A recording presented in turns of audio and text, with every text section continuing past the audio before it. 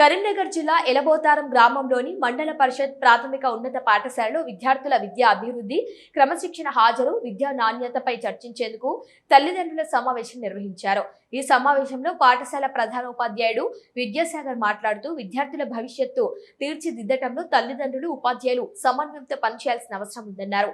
పిల్లలు క్రమం తప్పకుండా పాఠశాలకు హాజరయ్యేలా చూడటంతో పాటు ఇంటి వద్ద కూడా చదువుపై ప్రత్యేక శ్రద్ధ వహించాలని తల్లిదండ్రులకు సూచించారు. ఈ సందర్భంగా ఉపాధ్యాయులు విద్యార్థుల విద్యా ప్రగతి, పరీక్షల ఫలితాలు, ప్రభుత్వ సంక్షేమ పథకాల అమలు, పరిశుభ్రత, పాఠశాల అభివృద్ధికి సంబంధించి పలు అంశాలపై తల్లిదండ్రులతో చర్చించారు. విద్యార్థుల్లో నైపుణ్యాలు పెంపొందించుకునేందుకు చేపడుతున్న ప్రత్యేక కార్యక్రమాలను వివరించారు. ఈ సమావేశంలో ఉపాధ్యాయురాలు రమాదేవి, సీమ, రమాదేవి, రమతో పాటు విద్యార్థుల తల్లిదండ్రులు బుచ్చాల కొమరయ్య, గుజ్జెట్టి స్వామి, సలీం, సాయిలు, శేఖర్, శ్రీనివాస్ తదితరులు పాల్గొని పాఠశాల అభివృద్ధికి తమ సహకారం అందిస్తామని తెలిపారు.